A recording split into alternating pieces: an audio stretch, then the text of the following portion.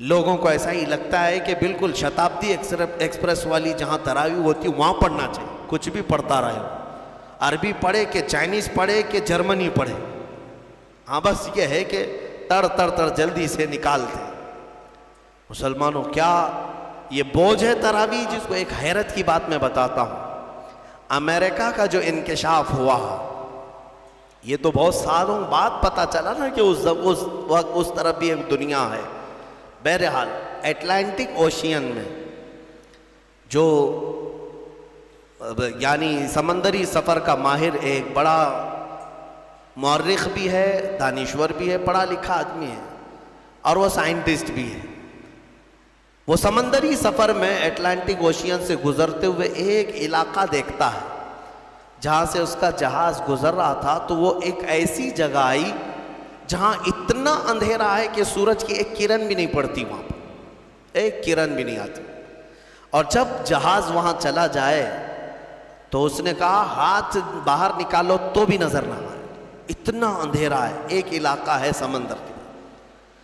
اس نے باہر آ کر کئی سالوں کے بعد اس کا انکشاف کیا کہ میں نے اٹلانٹک اوشین کے اندر ایک ایسی جگہ دیکھی ہے جہاں پر سمندر میں نہایت ہی اندھیرا ہے، نہایت ہی اندھیرا ہے، ہاتھ نکالو تو بھی نظر نہ آئے۔ یہی اس کے جملے تھے، اور ظاہر سی بات ہے پہلا وہ شخص ہے جس نے یہ کھوج نکالی سمندر کے علوم میں۔ لیکن جب اس نے نکالا تو علماء ربانیین نے سن کر کے کہا قرآن پاک کی آیتیں پڑھو۔ سورہ نور 18ویں پارے میں اللہ تعالیٰ فرماتا ہے او کظلمات فی بحر لجی یغشاہ موج من فوقہ موج من فوقہ سحاب ظلمات بعضها فوق بعض اذا اخرج یدہ لم یکد یراہا ومن لم یجعل اللہ لہ نورا فما لہ من نور۔ اللہ فرماتا ہے مثال دیتے ہوئے کہ ایک اندھیری ایسی ہے کہ اندھیریوں پر اندھیریاں ہم نے ڈال رکھی ہیں، اندھیریوں پر اندھیریاں ایسی ڈال رکھی ہیں اذا اخرج یدہ لم یکد یراہا، اگر کوئی وہاں ہاتھ بھی نکالے تو اسے ہاتھ بھی نظر نہیں آئے گا، ہاتھ بھی نکال، قرآن میں موجود ہے۔ اندھیریوں پر اندھیریاں ایک جگہ ہم نے ایسی ڈال رکھی ہیں کہ اگر کوئی ہاتھ بھی نکالے تو اسے ہاتھ نظر نہیں آئے گا، اور اللہ جس کے لیے روشنی نہ کرے کوئی اور روشن کر ہی نہیں سکتا۔ آیت یہ موجود ہے۔ اب اس صاحب کو بھی بتایا گیا جو کھوج نکالے تھے، کہا یہ تو قرآن میں موجود ہے۔ کہا قرآن کتنے سو سال پہلے؟ تقریباً اس زمانے میں 1200 سال گزر چکے تھے۔ 1200 سال پہلے یہ قرآن کی آیت میں، تو ہو سکتا ہے یہ قرآن جو محمد صلی اللہ علیہ وسلم نے جمع کیا ہے وہ بہت ہی ماہر تیراک ہوں گے، بہت ہی ماہر سمندر کے علم والے ہوں گے، علم الابحار انہیں بہت اچھی طرح سے معلوم ہوگا، یعنی سمندروں کے علوم ان کو بہت معلوم ہو۔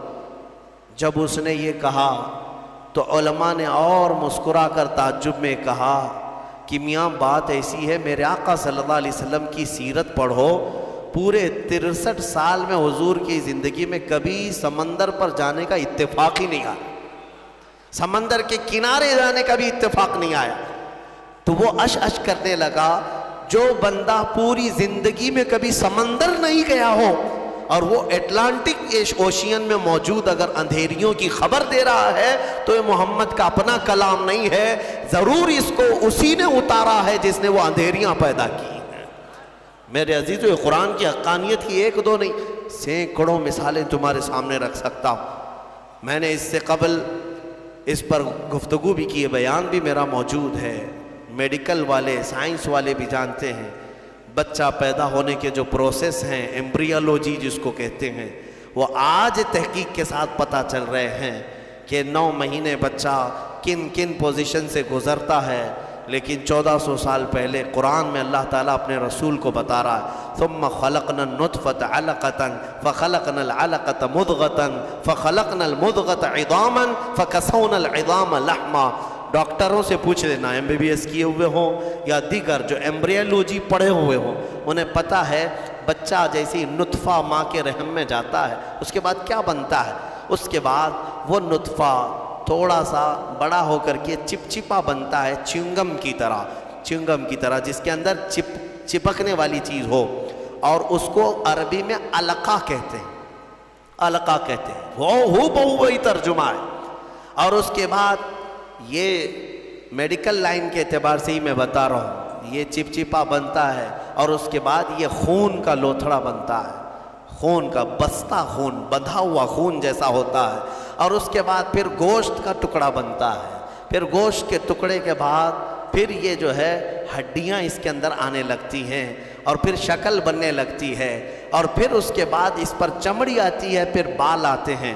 اب قرآن پڑھو تو سمجھ میں آئے گا۔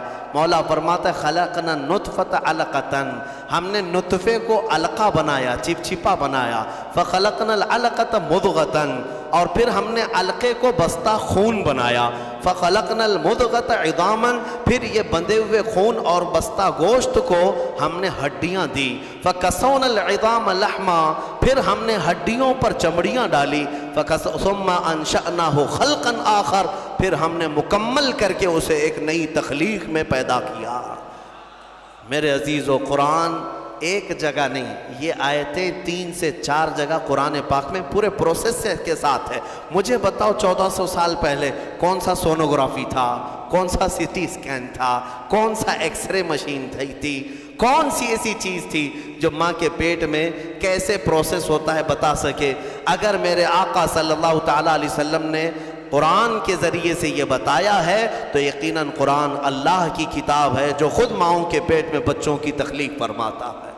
بہرحال مجھے بات صرف اتنی عرض کرنی ہے کہ قرآن کو تم نے چھوڑا ہے میرے عزیزوں، جس کی وجہ سے آج ہماری حالات ہیں۔ کاش ایک بار قرآن پھر سے اٹھا لو۔ میں قسم رب ذوالجلال کی، اللہ تبارک و تعالیٰ کا وعدہ تمہیں یاد دلا رہا ہوں۔ مولا نے قرآن میں فرمایا کان حقا علینا نصر المؤمنین، ہم نے اپنے اوپر لازم کر لیا ہے کہ ایمان والوں کی مدد کریں گے۔ ہم نے ابھی قرآن میں پڑھا ہے ان یکم منکم 20 صابرون یغلبوا 200، اگر تم میں 20 لوگ صبر والے آ جائیں، مولا فرماتا ہے میں 200 پر انہیں بھاری کر دوں گا، 200 پر بھاری کر دوں گا۔ یہ سب وعدے تمہارے لیے ہیں، لیکن اب کیا ہوگا؟ اسی لیے کسی شاعر نے کہا تھا اب فقط شور مچانے سے نہیں کچھ ہوگا، اور یوں ہی ہونٹوں کو ہلانے سے کچھ نہیں ہوگا۔ تمہیں اب اس قرآن پاک کو اٹھا کر دیکھنا ہوگا کہ عملی زندگی کیا ہے۔ بڑے بڑے سائنسدان، بڑے بڑے مورخین قرآن پڑھتے رہے، آج بھی پڑھ رہے ہیں اور تحقیقات کر رہے ہیں۔ افسوس ہے کہ ہماری قوم میں ایک بڑا طبقہ قرآن سمجھنا تو دور کی بات ہے، پڑھنا بھی نہیں جانتے۔ جو پڑھنا نہیں جانتے، یہی تو حال ہے کہ ہم نے دیکھا ہے بڑی بڑی محفلیں، تمہیں قوالی میں تو اتنا جوش آتا ہے، تھرکتے رہتے ہو، ناچتے رہتے ہو، کون سا جوش ہے؟ ہاں، تم یہاں پر کسی محفل میں بیٹھ کر کے کچھ اشعار سنو تو تمہارے جسم میں وجد آنے لگتا ہے۔ بعض لوگ یہ کہتے ہیں یہ وجد ہے، وجد ہے۔ ارے اللہ کا کلام سن کر کوئی وجد نہیں آیا، قرآن پاک سننے کے بعد تمہارے رونگٹے کھڑے نہیں ہوئے، کیا کھڑے ہوں گے؟ سمجھ میں آتے تو نا۔ قرآن کی آیتیں آج بھی پتھر دلوں کو بھی پانی کر دیتی۔ تمہیں پتا ہے فضیل بن عیاض اپنے زمانے کے بڑے ڈاکو، بغداد کے راستے پر جو بھی قافلہ گزرتا لوٹ مار کرتے تھے، لیکن ایک قاری قرآن اونٹ پر بیٹھ کر تلاوت کرتے ہوئے جا رہا تھا اور 27ویں پارے کی آیت تلاوت کر رہا تھا، أَلَمْ يَأْنِ لِلَّذِينَ آمَنُوا أَن تَخْشَعَ قُلُوبَهُمْ لِذِكْرِ اللَّهِ، کیا ایمان والوں کو ابھی وہ وقت نہیں آیا کہ اللہ کے ذکر سے ان کا دل ڈولنے لگ جائے، ہلنے لگ جائے، وہ توبہ کر لیں؟ اتنی آیت سنی تھی، فضیل بن عیاض کے ہاتھ کانپنے لگے۔ کیوں؟ عربی سمجھتے تھے، ڈاکہ زنی کرتے تھے لیکن عربی معلوم تھی۔ لیکن ایک قاری قرآن سے جب یہ آیت سنی، دل پر ایسے گزرنے لگے، ہتھیار پھینک دیا، ساری چیزیں پھینک دی اور چیخنے لگے آن لنا ربنا، آن لنا ربنا، اے ہمارے رب، وہ وقت آ گیا، وہ وقت آ گیا، مجھے تو اپنی بارگاہ میں لے لے۔ اور پھر ایسی توبہ کی، ایسی توبہ کی، اللہ اکبر۔ اس کے بعد جو ان کی زندگی میں تبدیلی آئی، جانتے ہیں؟ فضیل بن عیاض اولیاء کرام کی جماعت میں سند کا نام ہے، اتنا بڑا مقام ہے کہ سیدنا غوث اعظم عبد القادر جیلانی رضی اللہ تعالیٰ عنہ بھی ادب کیا کرتے تھے. فضیل بن عیاض کا نام آئے, وہ کس سے ان کی زندگی بدلی؟ قرآن کی آیت نے بدل دیا. آج بھی قرآن پاک سمجھ جاؤ تو تمہاری آنکھیں بہنے لگ جائیں. یہاں تو تراویح کی 4 رکعت جسے بھاری لگتی ہو وہ قرآن کیا سمجھے گا؟ ہاں لوگوں کو ایسا ہی لگتا ہے کہ بالکل شتابدی ایکسپریس والی جہاں تراویح ہوتی ہے وہاں پڑھنا چاہیے, 15 منٹ میں پورا ہو جائے, کچھ بھی پڑھتا رہے, عربی پڑھے کہ چائنیز پڑھے کہ جرمنی پڑھے, ہاں بس یہ ہے کہ تڑ تڑ تڑ جلدی سے نکال دیں. مسلمانوں کیا یہ بوجھ ہے تراویح جس کو تم اپنے کندھوں سے ہٹا کر بھاگنا چاہتے ہو؟ مزاج تو یہ بناؤ کہ قرآن ہمیں ویسا سنایا جائے جیسے رسول پاک کے زمانے میں سنایا جاتا. قرآن سنے تو ہمیں رسول پاک کا مدینہ یاد آ جائے. قرآن کے نغمات آج بھی اس کی قراتیں لوگوں کو رلا دیتی ہیں, تمہیں اندازہ بھی نہیں ہے. کئی انگریز مصر میں نے دیکھا ہے, کئی انگریز جن کو قرآن سنایا گیا اور انہیں معلوم تھا تو وہ رو پڑے. ایک فرانس کا بہت بڑا ڈاکٹر تھا اسکندریہ میں, ایک ہمارے بڑے شیخ ہیں, وہ قرآن کی تلاوت کرتے تھے تو وہ اپنی ڈاکٹریٹ پہ بڑا فخر کرتا تھا. صرف وہ حضرت کی قرآن کی تلاوت سننے کے لیے وہ باہر کھڑا رہتا. کئی دن کے بعد وہ ساری چیزیں چھوڑ کر کے اندر آیا اور کہا اس کی جو مٹھاس ہے اور اس کی جو لذت ہے مجھے دنیا میں کہیں نہ ملی, مجھے اسی دامن میں داخل کر لیا جائے. کئی ایسے لوگ ہیں جنہوں نے قرآن پاک کو سن کر کے اپنی زندگیاں بدل لی. تمہیں کیا ہو گیا؟ قرآن کو اتنا اوپر رکھ دیا کہ ہاتھ بھی نہ جائے. تمہارے فریج اور ٹی ویاں تو صاف ہوتی ہیں, قرآن پر تو پتہ نہیں کتنی گرد و غبار لگی ہوئی ہے. ہاں ابھی رمضان میں اس کو صاف کر دیا ہوگا, اٹھایا ہوگا. قرآن تم کب اٹھاتے ہو؟ قسم کھانے کے لیے. جھگڑا ہو جائے دیکھو میں قرآن کی قسم کھا رہا ہوں. یا پھر کب قرآن اٹھاتے ہو؟ جب کسی کی میت ہو جائے, جلدی لاؤ قرآن.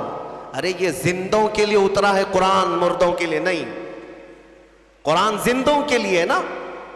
ہاں مردوں کو ایصال ثواب تو ضرور پہنچ کر آئیں گے ہم, فائدہ تو پہنچے گا تلاوت کا, لیکن یہ ایصال ثواب کے لیے ہی نہیں. قرآن کہتا ہے ھدی للمؤمنین, مومنوں کی ہدایت کے لیے آیا ہے.